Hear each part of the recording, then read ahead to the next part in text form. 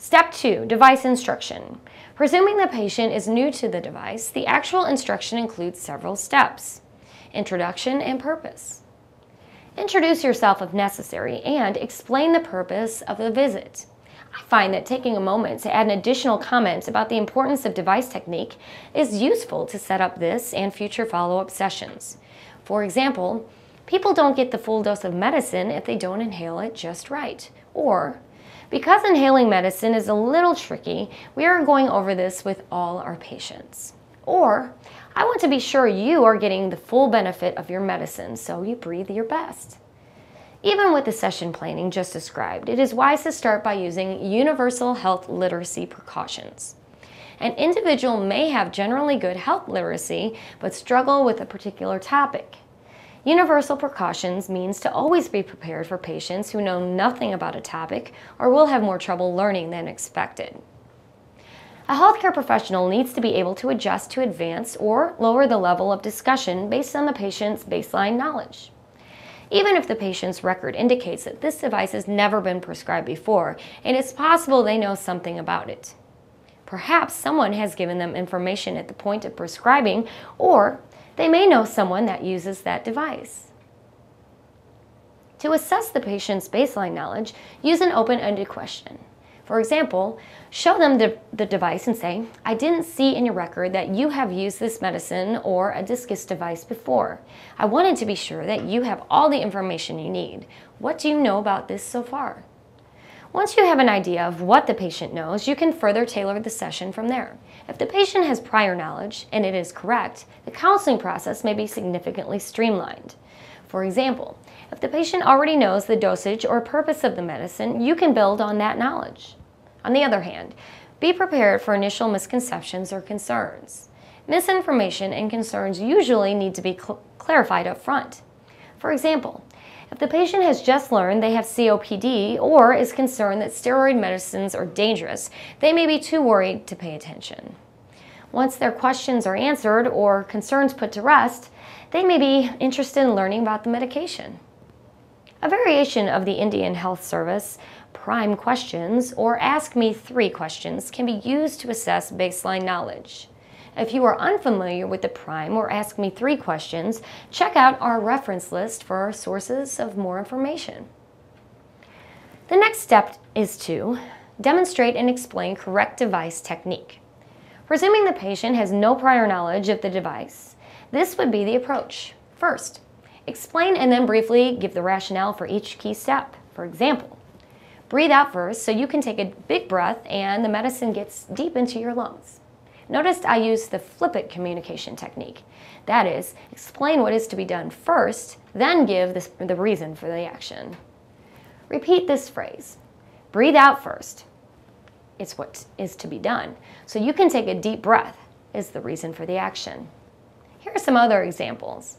Be sure to blow out away from the device so you don't blow the medicine away. Hold the device totally level. By tipping it, you can lose the medicine. Wait 1 minute between puffs. This gives the first puff time to work and the second puff gets deeper.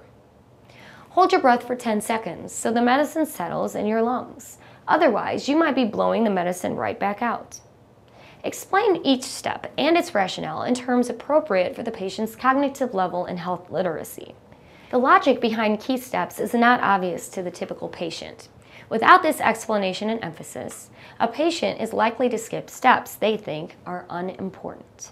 Once you've explained all the steps, demonstrate the complete technique cleanly without interruption. This way, the patient visualizes the timing, speed, and depth of breath and breath holding. You can do the demonstration yourself. Another option is to show a video. Most, if not all, of these devices have multiple free technique videos available online. Check YouTube, the website for the specific drug, or other internet sites. You can also use the patient demonstration companion videos to this series. Next is patient practice with feedback. Invite the patient to practice using a placebo device. Use the show me technique with a placebo device to ask the patient to demonstrate the technique back to you. After handing the patient the device, you might say, I want to be sure I covered everything correctly. Please show me how you would use it. Unless the patient is really struggling, it is best to encourage them if they are hesitant, but let them perform the steps without interruption. Watch their technique carefully and provide specific feedback with each attempt. Start by reinforcing steps they did correctly. Next, provide any tips for improvement. Remind them of any missteps. Invite them to try again. For example, the speed of your breath was really good this time. Notice we didn't hear the whistle on the holding chamber. But remember, it is important to hold your breath for a full 10 seconds if you can. Please try one more time. I will count with my fingers with you to help you see how long that is. Our experience is that 2 to 3 attempts with accompanying feedback are often necessary when patients are new to a device. Some might require several more attempts. When using a video for the initial demonstration, we don't believe it should totally replace interaction with healthcare providers. The video cannot replace your professional assessment of the patient's technique or provide feedback. Interaction with you also gives an opportunity for the patient to ask questions and voice any concerns. Key concepts can be emphasized and adapted to a specific patient's situation. Any health literacy issues can be overcome in order to deliver the information in a way that the patient can understand. Up to 30% of patients may not be able to use an MDI despite multiple attempts and instruction. A training device, such as the two-tone trainer or an in-check dial, may help when the problem is the force of the inhalation. If the device is a metered dose inhaler, perhaps a holding chamber might help if the problem is the timing between device actuation and the breath. Adding a holding chamber with a whistle may also help if the problem is too rapid of an inhalation. If problems remain despite several attempts, for example, a patient is unable to perform some key step, consider selecting a different device with the same or similar medicine. Provide written or other educational materials. After adequate practice, provide the patient with a written technique tip sheet for the patient to take home. Correct technique requires multiple steps, up to 10 to 15 steps depending on the device, so a written reminder is useful. Written instructions alone have not been shown to be effective in teaching technique, but adding written instructions to verbal instruction has shown to improve retention. The tip sheet can be used to emphasize steps, needing additional practice by underlining or highlighting these steps on the tip sheet. Supply them with reference information suitable for their health literacy level and preferred learning method. Commonly, this is written instructions, but a website or online video may be preferred. You may have picked out an initial resource prior to the counseling, but adjustments might be needed after your interaction with the patient. Encourage patients to review the instructions before taking the first several doses to remind them of all the steps. For some patients, you may suggest they observe their first doses in front of a mirror. The mirror can help the patient see how they are holding the device. If they observe the spray coming out the sides of their mouth, they can know the timing of the inhalation to actuation is off. Provide additional necessary information about the medication. Information to include are the medicine dose and frequency and common or serious side effects. Review the medication dosing regimen. The patient knows when to take the medicine. Consider how to best integrate the medicine into their typical activities. Explain how to avoid common unwanted effects, such as the thrush from corticosteroids or dry mouth from anticholinergic agents. Patients also need to know what to expect from the medicine. For example, is this a controller or reliever? How long will it take to notice a benefit? Based on their specific situation, what specific benefits should they look for? For example, less cough, fewer nighttime awakenings, etc. Replacement of the device storage and cleaning instructions vary by device, so should also be included. If the device has a dose counter, point it out.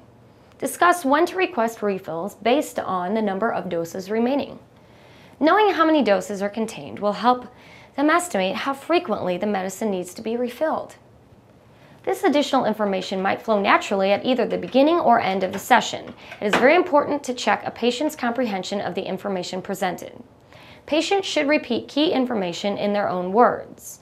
Non-responses like "yes, I understand," a head nod, or a lack of questions is not enough to presume understanding. A teach-back technique is helpful to assess understanding of facts like dosage. Teach-back encourages patients to repeat key information and for us as healthcare professionals to accept responsibility for the patient's understanding. So I can be sure I was clear. How will you take this medicine tomorrow? Sometimes patients will already have repeated some content as part of the normal conversation. In this situation, use your judgment about whether or not teach back on this information is still necessary. At closure of the session, summarize key points. Ask what questions the patient has rather than if they have questions. This gives an indication that you are open to and expect them to have questions. Also, include an offer of further assistance if needed in the future and a time frame for follow-up. The interval for follow-up depends on the level of difficulty the patient had learning the technique and disease severity. If you are counseling from a pharmacy, the logical time is at the first refill. You might include a comment that you will ask them to demonstrate the technique again at a future visit. Modifications. This framework just outlined is for a typical new device instruction. It assumes that there's little or no prior knowledge by the patient. Some modifications of this framework would be appropriate based on patient's prior knowledge and skills. If the patient has used the device before, or this is a follow-up from a previous visit, you might, after the introduction, go right to the show me portion of the session. For example, Mrs. Jones, last time we talked about how inhaling the medicine just right is so important. I want to be sure you are receiving the full benefit of your medicine. Please show me how you have been taking your medicine at home. After asking them to demonstrate, observe their technique carefully. Pay special attention to any steps they struggled with at past visits. Similar to initial instruction, provide them with feedback both in areas to improve or confirm correct steps. You might offer the patient another copy of the written instructions. On the other hand, if this is a new device but the patient had used a similar device before, you might point out the similarities and differences of the new device to the previous one. This portion of the counseling could sound like this. This device is very similar to the one you were using, but there are some important differences that I want to point out to ensure the best results. Reassessment and repetition over time are needed for long-term retention of good technique. In general, up to 80% of verbal content is forgotten as soon as the patient leaves, and nearly 50% of what patients do remember is recalled incorrectly. In one study, up to 50% of patients performing device technique correctly at the end of initial instruction will have inadequate technique as little as 1 month later. Reassessment and repetition are necessary for correct device technique to become habitual and sustained. Even for patients who demonstrate excellent technique on initial instruction, require follow-up. The ideal frequency for reassessment is not known. The asthma guidelines have suggested checking device technique at each visit. However, checking this often may not be practical in every practice and for every patient encounter. Repeated assessment of device skill is especially important with the first few refills. We suggest making it a priority to recheck at the first visit after initial instruction. If possible, continue to check at each visit until correct technique is sustained between visits. Then, cut back to checking every 6 to 12 months, as long as good technique is maintained. However, use your judgment. If a patient is returning shortly afterwards regarding a different problem, we might skip checking at that visit, especially if the recent technique has been adequate. In addition to the standard follow-up, there are additional prompts to alert a healthcare professional to recheck a patient's technique. Patients who appear struggled with multiple steps, are less confident, or have more severe symptoms should be checked sooner and more often. If the patient's asthma or COPD remains uncontrolled, despite patient-reported adherence, their technique should be reassessed. Poor device technique and resulting inadequate drug delivery may be the cause. Perhaps patients are continuing to use an empty device. Also, reassess technique if an adverse reaction is reported. For example, the patient may not be rinsing their mouth following use of a corticosteroid.